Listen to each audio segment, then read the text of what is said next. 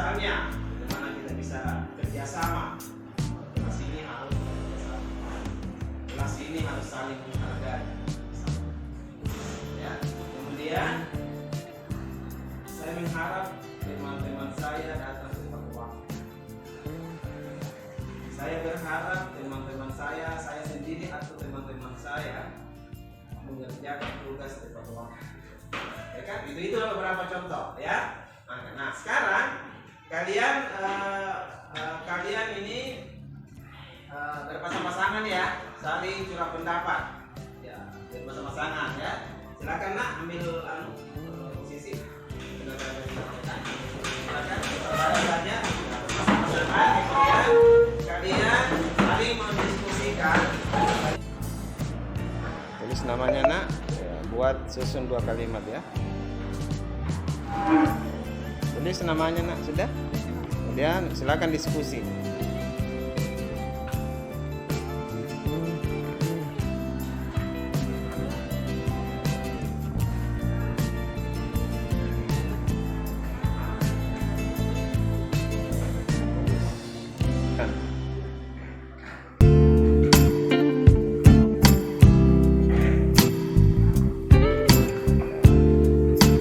Sudah tulis namanya? Sudah? Oke, silakan kalian diskusikan, saling memberikan pandangannya. Oke, jika sudah selesai kalian diskusikan ya dan sudah ditulis di kertas kosong tadi, silakan kalian tempel ya di papan tulis yang sudah disiapkan. Ya. Oke, ya lanjut. Ya, oke, tempel.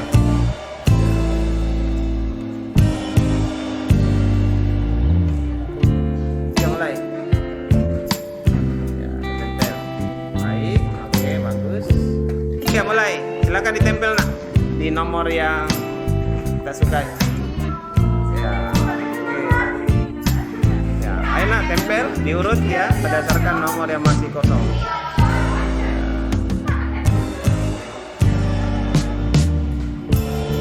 Silakan tempel.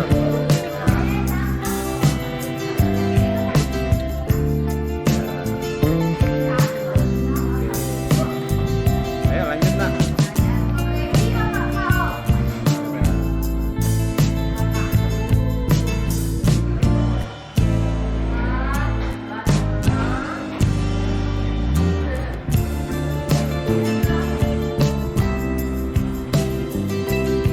Assalamualaikum warahmatullahi wabarakatuh. Perkenalkan, nama saya Aisyah Aulia, kelas 3 SMP Negeri 3 Polewali. Pada kesempatan kali ini saya akan merefleksikan tentang kesepakatan kelas yang telah kami susun bersama teman-teman dan Pak Sini sebagai guru BK. Saya sangat senang karena saya dan teman-teman dilibatkan dalam menyusun kesepakatan kelas mengenai budaya positif yang harus diterapkan di kelas, seperti kami saling menyayangi, bergotong royong, menghargai pendapat, dan masih banyak lagi. Dengan adanya kesepakatan ini, semoga kami dapat mewujudkan budaya positif dan tentunya kelas kami menjadi aman, nyaman, dan tenang. Demikian dari saya. Wassalamualaikum warahmatullahi wabarakatuh.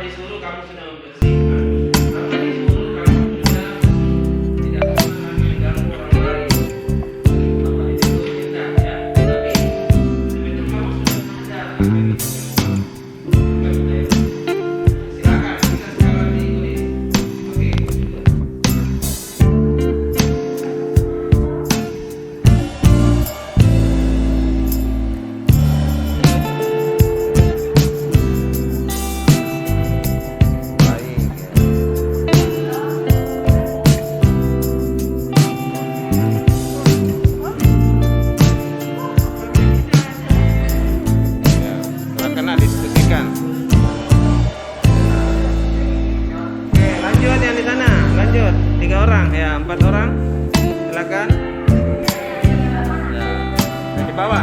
Ya, supaya teratur. Ya, di bawah.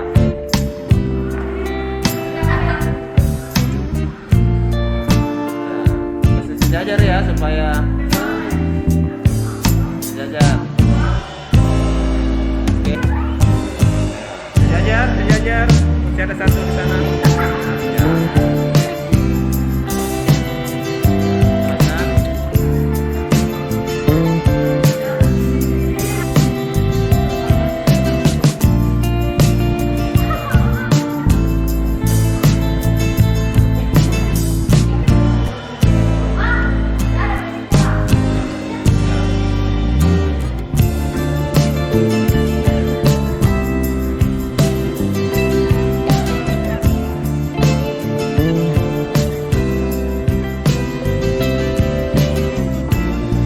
Assalamualaikum warahmatullahi wabarakatuh. Perkenalkan, nama saya Zahra Auli dari kelas 7B. Pada kesempatan kali ini saya akan membagikan refleksi mengenai kesepakatan kelas yang telah dibuat bersama dengan Pak Seni. Kesepakatan kelas ini mengenai budaya positif yang berisi tentang perilaku positif yang harus diikuti oleh setiap warga kelas. Dan saya rasakan setelah dibuat dan diterapkan oleh setiap warga kelas, yaitu terciptanya kelas yang disiplin, bertanggung jawab, dan saling menghargai satu sama lain. Dan kesepakatan kelas inilah yang akan dijadikan contoh berperilaku positif di lingkungan kelas dan sekolah. Sekian dari saya. Wassalamualaikum warahmatullahi wabarakatuh. Diskusikan ya.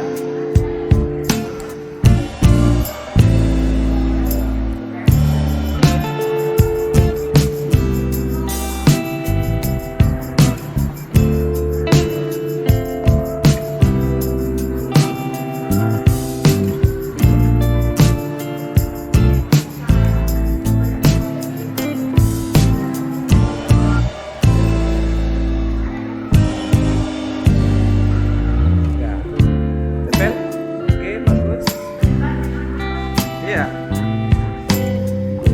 Oke. Ya.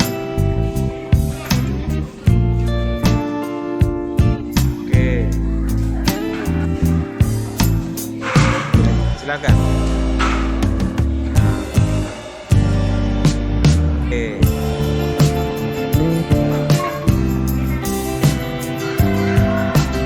Cari nomor.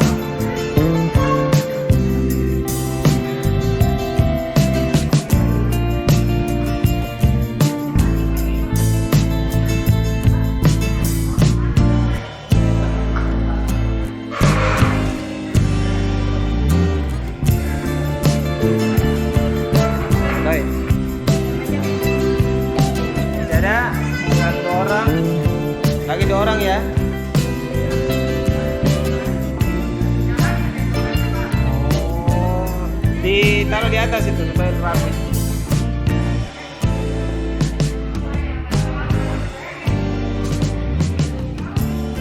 Testimoni kesepakatan kelas. Assalamualaikum warahmatullahi wabarakatuh. Perkenalkan, nama saya Oka Sakina. Saya dari kelas 7A SMP Negeri 3 Polewali. Saya ingin menyampaikan refleksi tentang kesepakatan kelas yang telah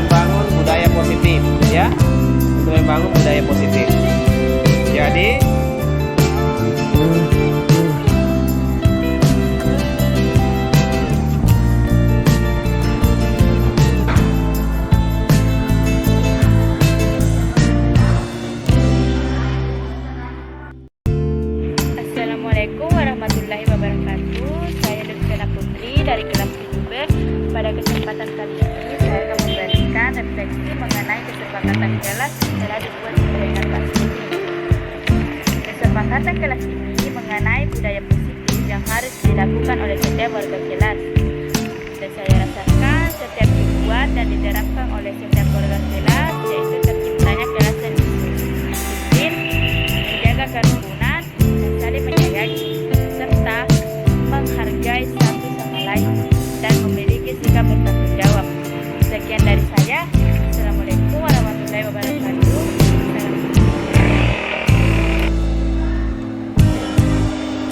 Diskusi.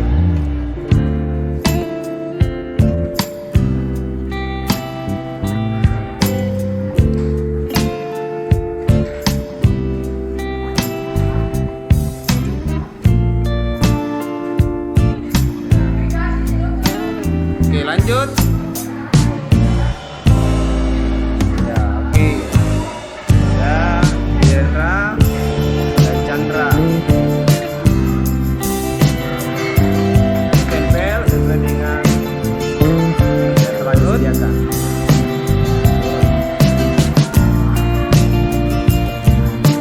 Ya kan? Tempel sesuai dengan nomor urutnya. Oke. Ya, oke.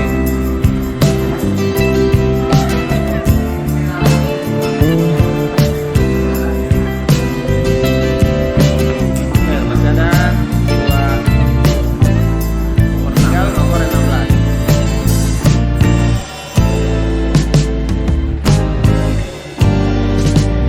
Sudah kan?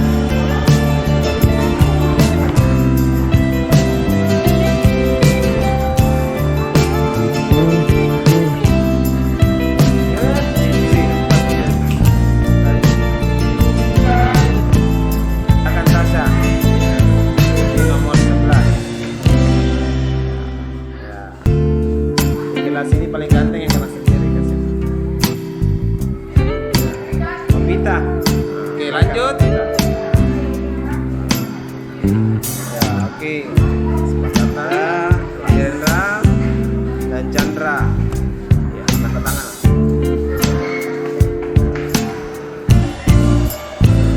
Ya, menurut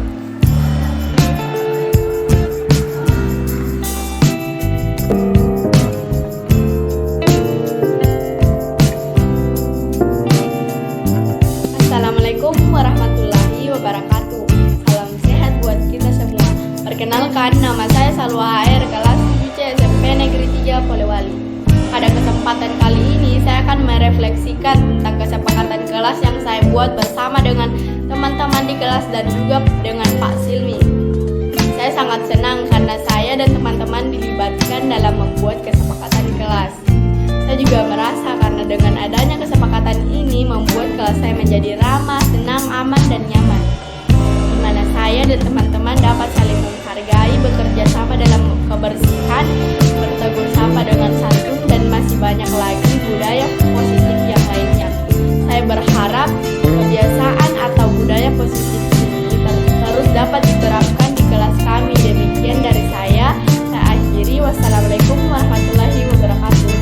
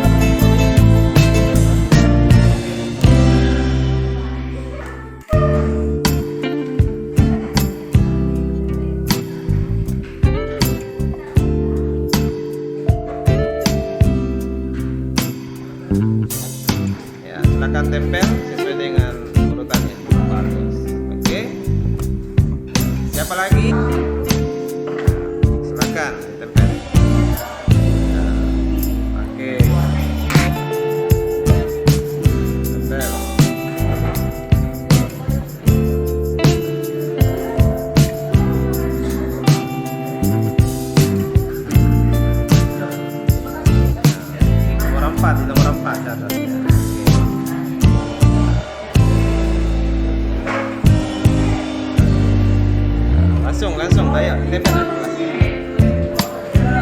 Tempel.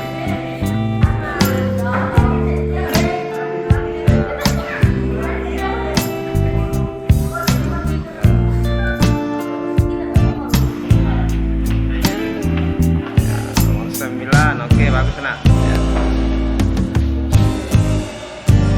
Lagi. Lanjut.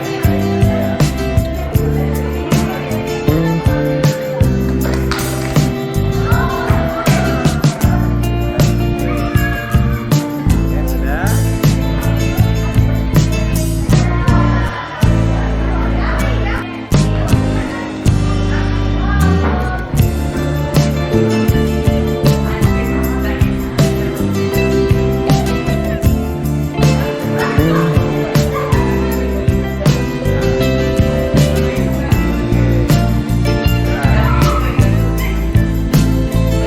Oke, berarti kita sudah selesai menulis.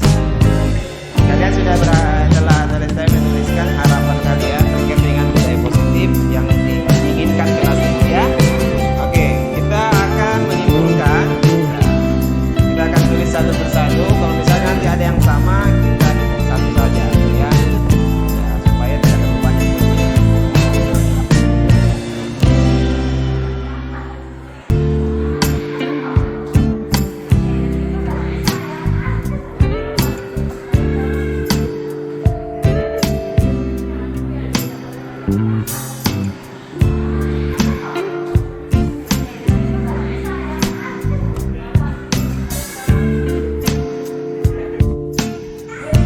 Assalamualaikum warahmatullahi wabarakatuh. Perkenalkan, nama saya Asya Faradiani, kelas 7. Pada kesempatan kali ini, saya akan memberikan refleksi mengenai kesepakatan kelas yang telah dibuat bersama dengan Pak Sidni dan teman-teman kelas 7H.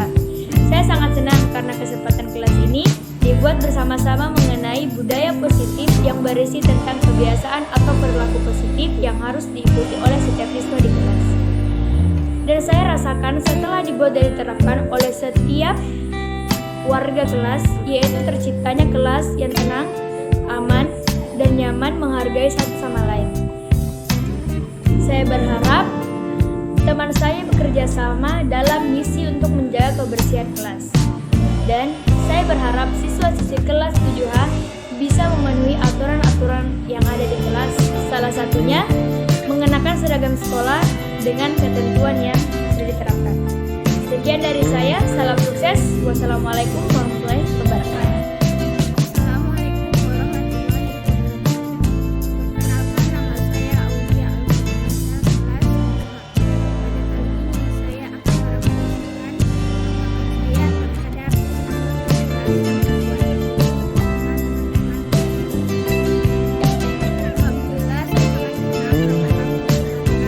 dalam membuat kebiasaan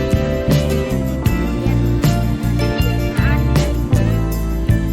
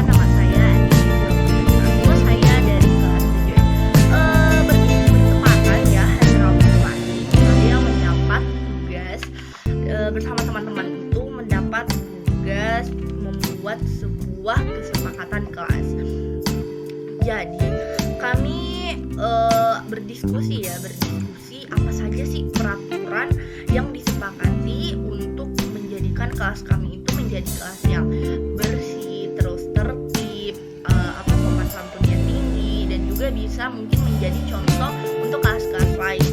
Dari hasil diskusi kami ya yang cukup lama itu, kami akhirnya membuat sebuah kesepakatan itu ada 11, jadi ada 11 ya kesepakatan itu, dimana ada 1 datang tepat waktu, 2 menjaga kebersihan yaitu piket, terus 3 mematuhi perintah guru, 4 ada tertib, 5 ada sikap jujur, 6 ada toleransi, dan 7 ada mengembalikan barang yang sudah dipakai, 8 ada kerjasama, 9 jika keluar minta izin, 10 tidak berkata kasar atau menghina, dan yang terakhir yaitu 11 mengerjakan tugas tepat waktu.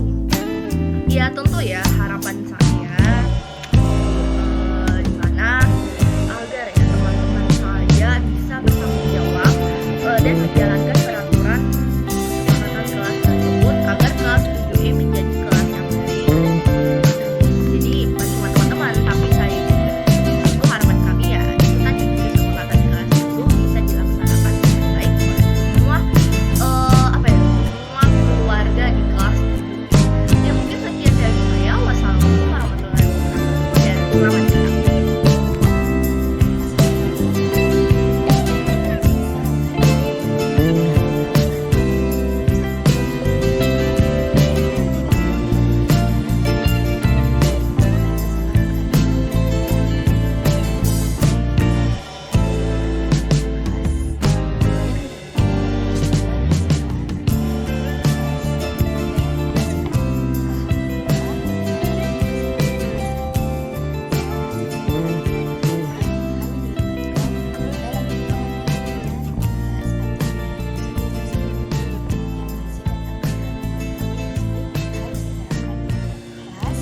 Sehingga dapat mewujudkan kelas yang aman, nyaman, dan menyenangkan.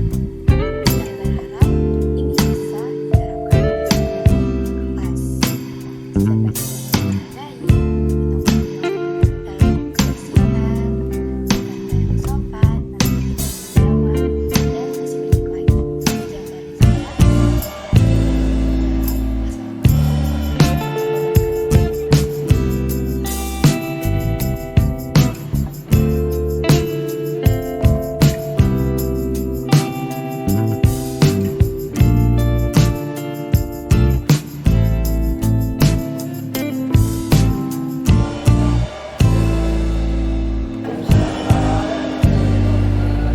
Salam bahagia buat kita semua. Puji syukur kita panjatkan kepada Allah Subhanahu wa Ta'ala, Tuhan semesta alam, serta rahmat dan hidayahnya lah, karena pada pagi hari ini menjelang siang kita masih diberikan kesehatan, kekuatan, dan kesempatan untuk bisa bersama-sama dalam hal kami berempat ini akan berbagi, akan membersamai persepsi sebentar terkait dengan penyadapan budaya positif. Dan ini merupakan bukan hanya tugas, tapi betul-betul amanah yang kami terima dari kementerian. Betul-betul kami bisa mengimbaskan kepada rekan-rekan sejawat, terutama khususnya di SMP Negeri 3 Polewali. Salam dan salawat kepada junjungan Nabi besar Muhammad Sallallahu Alaihi Wasallam sebagai rahmatan lil alamin.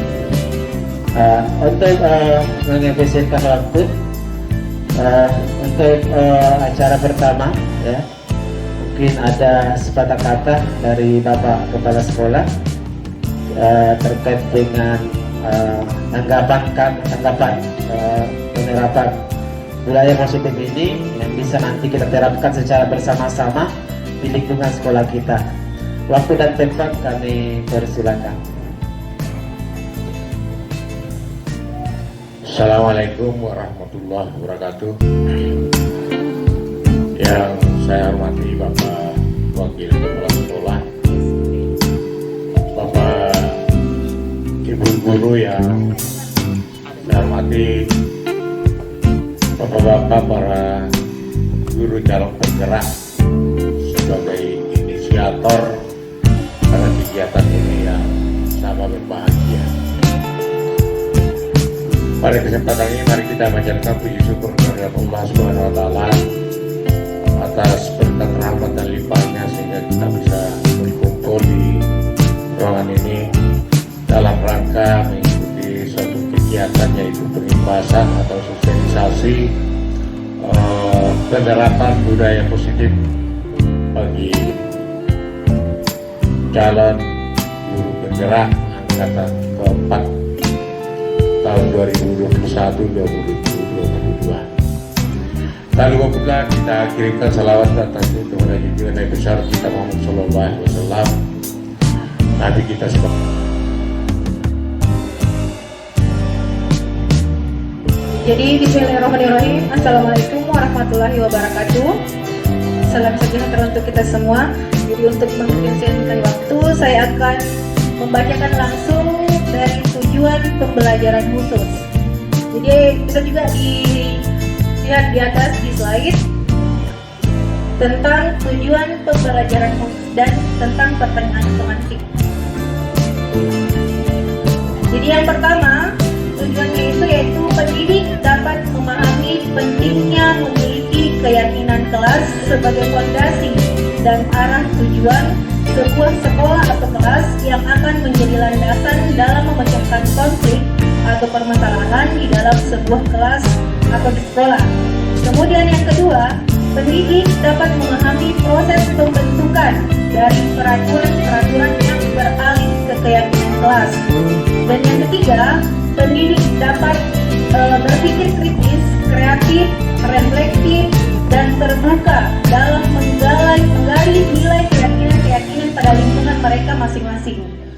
Bisa di next.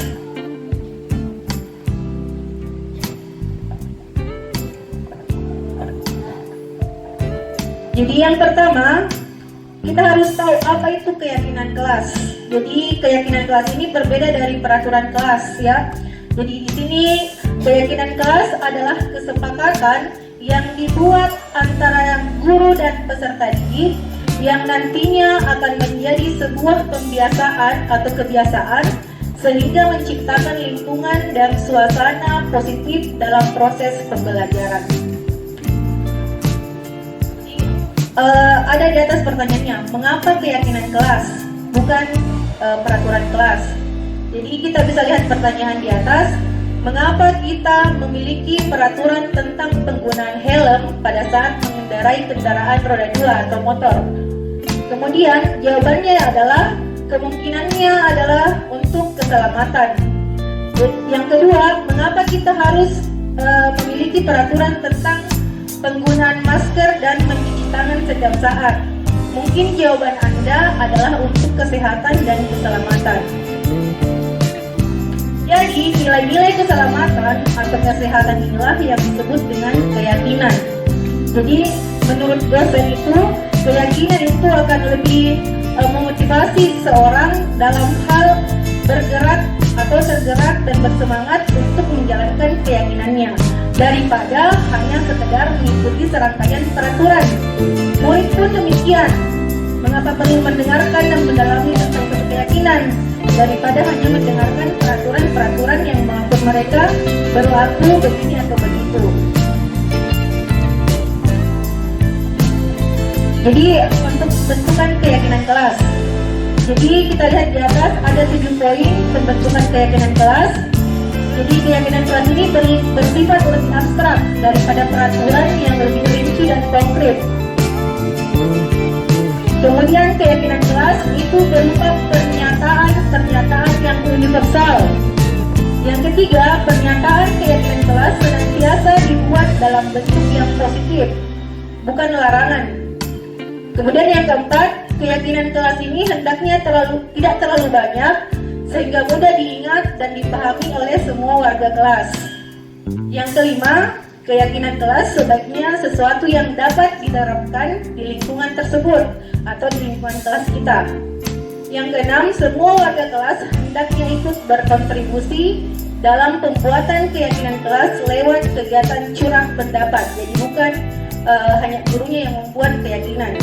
Kemudian yang ketujuh, bersedia meninjau kembali keyakinan kelas dari waktu ke waktu, ada refleksi.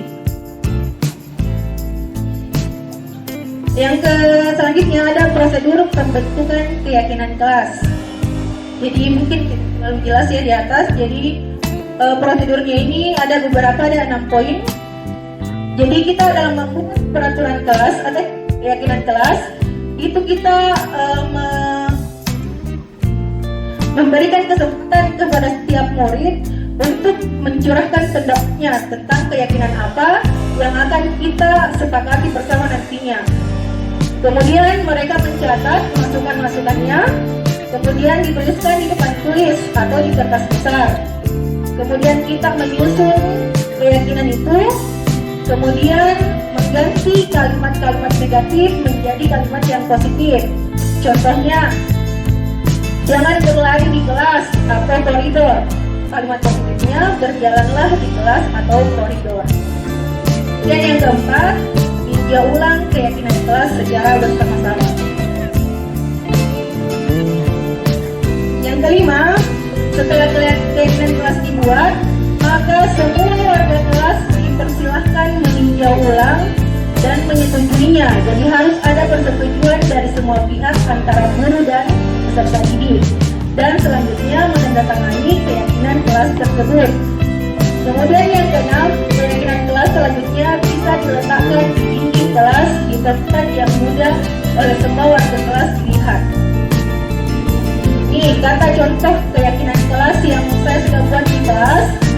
Yang pertama, jadi kalau misalnya kita di ruangan atau di kelas, biasanya kita bilang jangan ribut, jangan mengganggu teman. Kita bisa membuat kesepakatan dengan mengganti kami saling menghormati. Kemudian kami datang tepat waktu dan kami mengembalikan barang pada tempatnya. Jadi jangan bilang tidak boleh kau simpan sembarangan barang-barang. Jadi kita membuat kesepakatan kami mengembalikan barang pada tempatnya. Seperti itu. Ini adalah contoh perumusan keyakinan kelas di kelas saya. Jadi mereka diberi kesempatan masing-masing. Seperti itu. Mungkin sekian. Terima kasih. Ketiga, kebutuhan penguasaan atau kebutuhan pengakuan atas kemampuan. Kebutuhan ini meliputi keinginan untuk dianggap berharga, bisa membuat perbedaan, bisa membuat pencapaian, kompeten, diakui dan dihormati. Nah, murid-murid yang memiliki kebutuhan dasar yang kekuasaan, murid-murid yang memiliki kebutuhan dasar akan kekuasaan yang tinggi, biasanya selalu ingin menjadi pemimpin. Jadi biasanya jika anak-anak kita yang mencalonkan menjadi ketua kelas, berarti dia memiliki kebutuhan pengakuan atau kebutuhan penguasaan yang tinggi. Ya. Kemudian mereka juga suka mengamati sebelum mencoba hal baru dan merasa kecewa bila melakukan kesalahan. Jadi kalau kita ingat-ingat, pasti beberapa siswa kita mengalami keadaan seperti ini. Jadi kebutuhan penguasaan mereka itu tinggi. Mereka juga biasanya rapi dan sistematik dan selalu ingin menjadi atau mencapai yang terbaik. Yang keempat yaitu penguasaan atau kebutuhan akan pilihan. Nah, kebutuhan untuk bebas adalah kebutuhan akan kemandirian, otonomi, memiliki pilihan dan mampu mengendalikan arah hidup seseorang. Nah, anak-anak atau murid dengan kebutuhan kebebasan yang tinggi menginginkan pilihan. Mereka perlu banyak bergerak atau anaknya aktif, suka mencoba-coba, tidak terlalu terpengaruh orang lain, dan senang mencoba hal baru dan menarik. Yang terakhir adalah kebutuhan kesenangan atau kebutuhan untuk merasa senang. Kebutuhan akan kesenangan adalah kebutuhan untuk mencari kesenangan, bermain, dan tertawa. Nah, anak-anak dengan kebutuhan dasar kesenangan yang tinggi biasanya ingin menikmati apa yang dilakukan. Mereka juga memiliki konsentrasi yang tinggi saat mengerjakan hal yang dia sukai. Mereka suka permainan dan suka mengoleksi barang, suka bergurau, suka melucu, dan juga menggemaskan, bahkan saat bertingkah laku buruk. Nah, selanjutnya di sini saya mempunyai contoh kaktus. Nah, Bapak Ibu silakan perhatikan di sini. Ada seorang anak bernama Dinda. Dia berada di kelas 3 SD. Begitu tiba di rumah sepulang dari sekolah, Dinda menangis dan mengadu pada ibunya bahwa dia benci sama gurunya yang bernama Ibu Rani. Ya. Nah, Ibu Rani ini kenapa dibenci sama Dinda ya? Ternyata Dinda menyampaikan seperti ini kepada ibunya. Dia melapor, ibu guru bilang, aku tidak boleh bersenandung sewaktu mengerjakan tugas. Katanya, kelas harus tenang, tidak ada suara. Kan enggak seru jadinya. Nah, dari pernyataan Dinda ini, menurut Anda, kebutuhan apa yang berusaha dipenuhi Dinda? Apakah kesenangan, kebebasan, penguasaan, atau cinta dan kasih sayang? Ya, kesenangan. Silakan kita lihat jawabannya. Terima kasih Bapak Ibu. Terima kasih Bapak Ibu sudah menguasai mengenai kebutuhan dasar manusia ini ya. Terima kasih. Oke, sekian dari saya. Terima kasih. Selanjutnya saya serahkan ke moderator. Kami persilakan. Oke, bismillahirrahmanirrahim. Assalamualaikum warahmatullahi wabarakatuh. Sebelumnya terima kasih banyak atas kesempatan waktu yang diberikan Bapak Ibu Guru telah hadir bersama kami untuk mengikuti pengimbasan dari modul budaya positif yang telah kami terima materinya. Nah, saya akan membawakan tentang posisi kontrol. Semoga tidak terpeleset ya Pak Dul. Nah, tujuan pembelajarannya yang pertama dapat melakukan refleksi atau praktik disiplin yang dijalankan selama ini dan dampaknya untuk murid-muridnya. Yang berikut, pendidik dapat mengetahui dan menerapkan disiplin restitusi di posisi monitor dan manajer agar dapat menciptakan lingkungan yang positif, aman, dan nyaman. Yang berikut, pendidik dapat berpikir kritis, kreatif, reflektif, dan terbuka atas penemuan diri yang didapat dari mempelajari 5 posisi kontrol.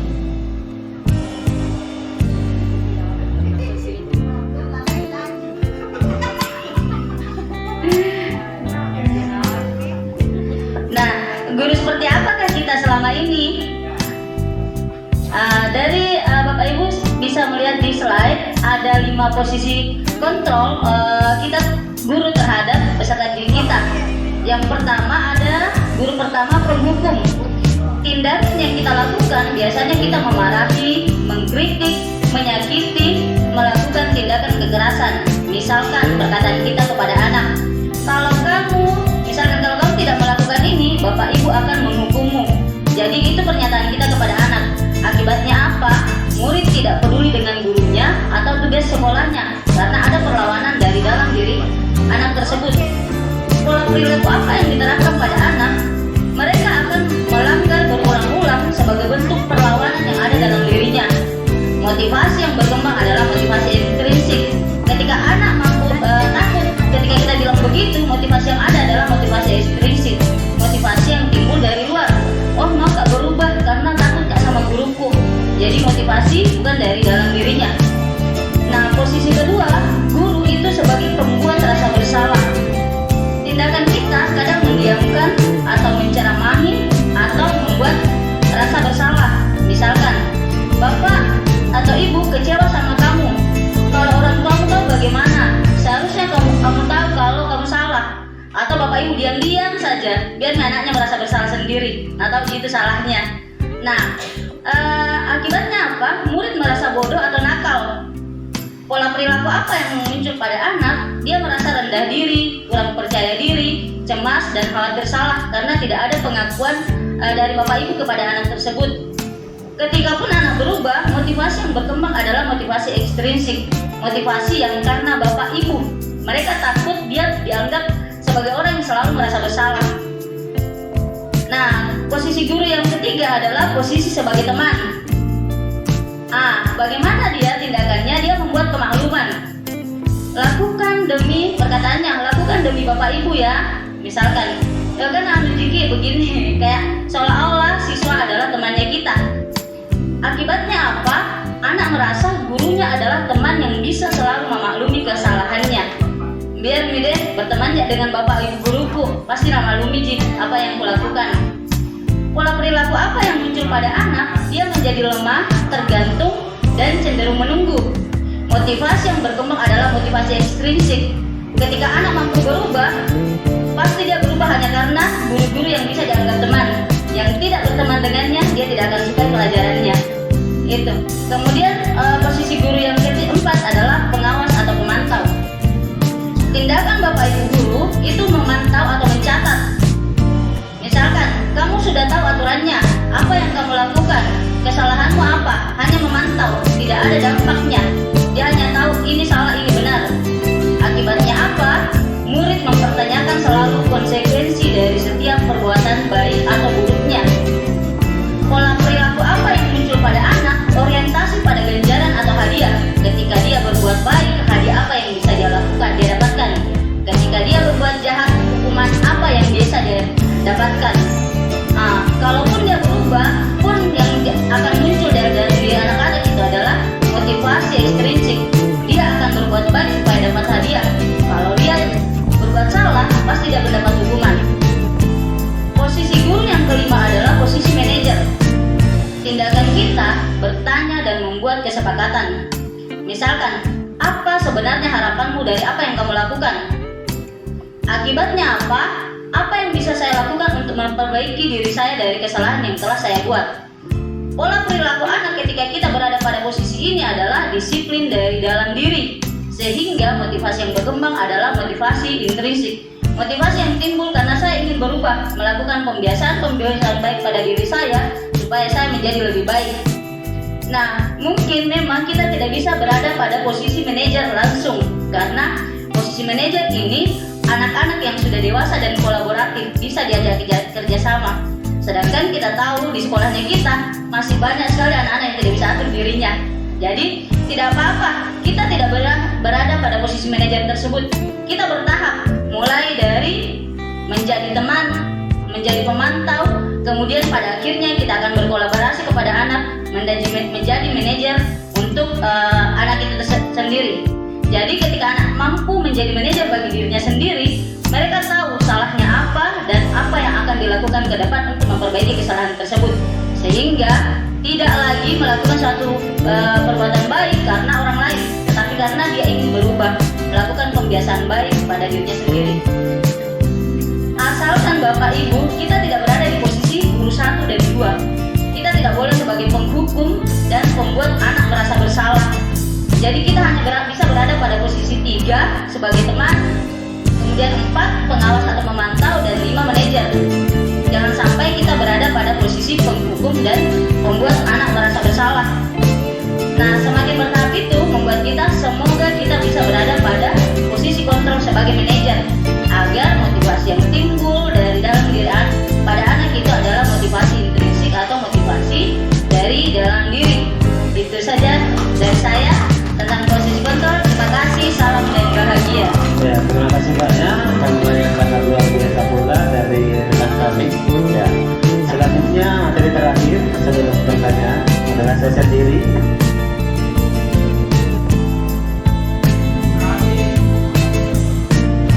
Sekarang sudah sampaikan materi restitusi. Tujuan pembelajarannya adalah pendidik memahami restitusi sebagai salah satu cara menanamkan disiplin positif pada murid sebagai bagian dari budaya positif di sekolah. Yang kedua, pendidik dapat menerapkan restitusi dalam membimbing murid berdisiplin positif agar menjadi murid yang merdeka. Seperti yang Bapak tadi sampaikan, bahwa motto dari Guru Pikir adalah bagaimana anak-anak bisa merdeka belajar. Kemudian yang terakhir adalah pendidik kita mampu bersikap reflektif atau mengevaluasi diri kita, kemudian berkritis, lalu kita kreatif, dan kita juga harus punya kita harus terbuka kepada rekan-rekan kita dan siswa. Lanjut. Jadi sebelum lebih jauh mengurangkan, sebenarnya materi-materi yang sudah disampaikan tadi Bapak Ibu tadi yang awal adalah itu saling berhubungan, satu keterkaitan. Ya, saling ini ya. Nah, sekarang kita lebih kepada penanganan masalah. ternyata penanganan masalah itu bukan hanya guru BK, ya disampaikan ternyata dalam program guru penggerak ternyata kita juga mampu melakukan penanganan dengan berkolaborasi dengan guru BK seperti ini yang saya akan sampaikan sebentar ini. Ya. Maaf lagi logiknya. Ya. Jadi sekali lagi ya ini ada kaitannya dengan materi-materi sebelumnya. Mulai dari keyakinan, kebutuhan, posisi kontrol dan restitusi.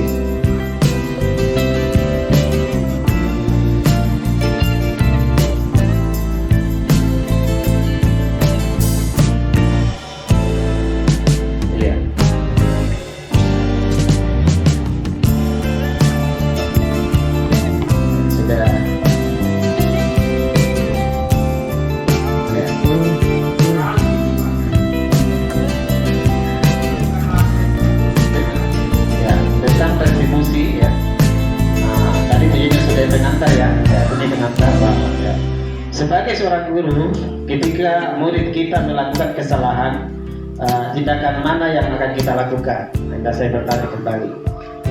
Mungkin kita menunjukkan kesalahannya dan memintanya melihat kesalahannya baik-baik. Ya. Terus yang kedua, kita mungkin mengatakan kamu seharusnya tahu bagaimana kamu seharusnya bertindak. Nah, yang ketiga adalah kita mengingatkan murid kita akan kesalahannya yang sama di waktu sebelumnya. Ya. Kemudian yang keempat, kita akan bertanya padanya, kenapa kamu melakukan sesuatu yang seharusnya tidak kamu lakukan? Ya. Nah. Kemudian yang kelima, mungkin kita akan berkata, kita akan mengkritik dia dan mendiamkannya. Bisa saja ini biasa kita lakukan, ya.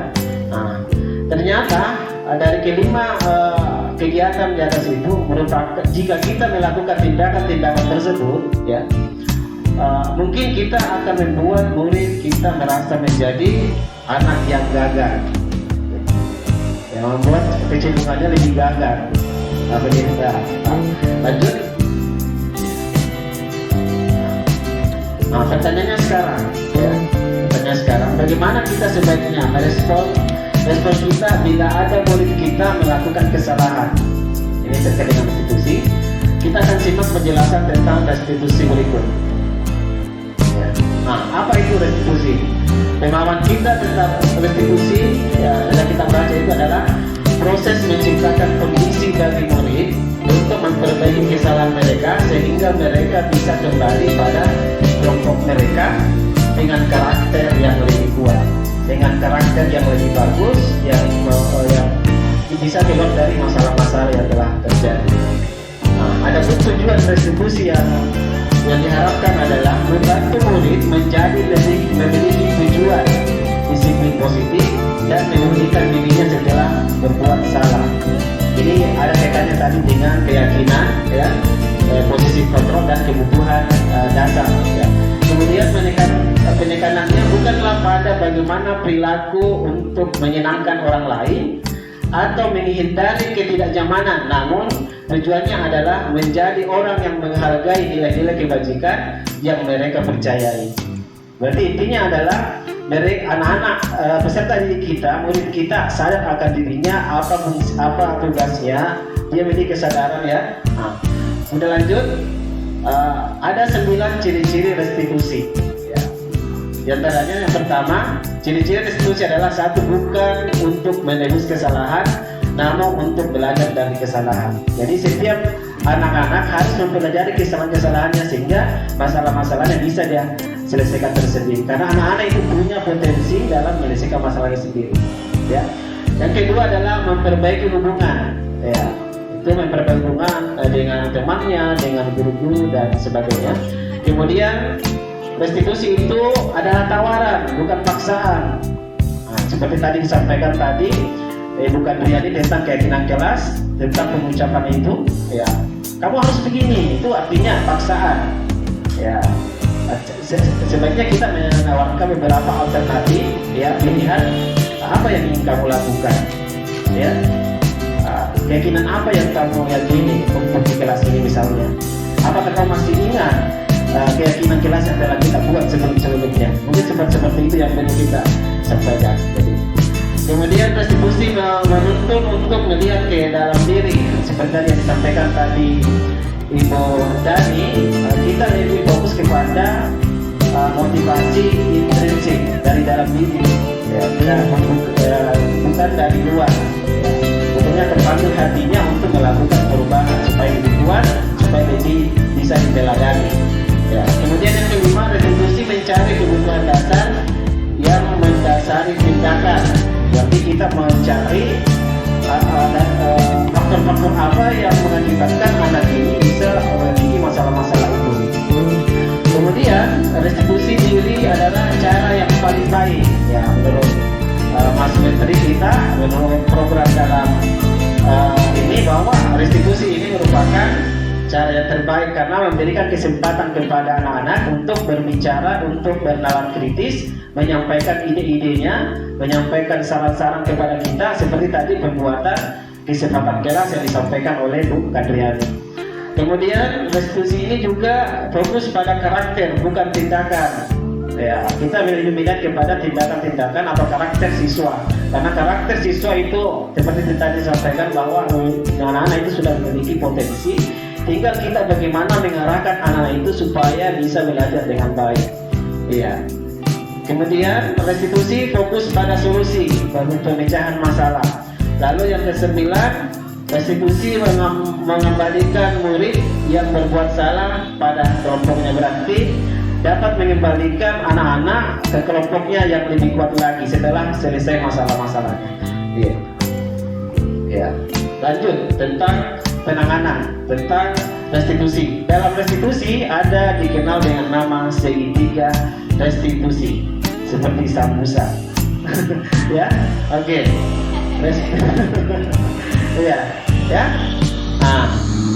Segitiga restitusi ini kita awali dengan menstabilkan identitas. Karena kita sudah menangani masalah. Apa yang disampaikan di sana? Jadi ada tadi di belakang nanti. Kemudian kalimatnya yang perlu disampaikan kepada anak-anak kita ketika kita menyelesaikan masalah. Setiap orang pasti pernah melakukan kesalahan. Ini adalah menstabilkan identitas. Setiap orang pasti pernah melakukan kesalahan.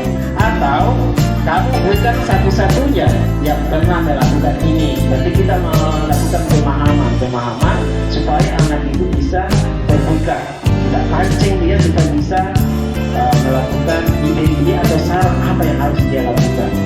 Yang kemudian kita masuk ke tahap selanjutnya, validasi tindakan yang salah. Di sini ada pertanyaan-pertanyaan yang bisa kita lakukan. Misalnya kamu tentu punya alasan mengapa kamu melakukan itu. Misalnya mengapa kamu bolos, mengapa kamu tidak masuk belajar, kenapa kamu bisa terlambat masuk dan selebihnya.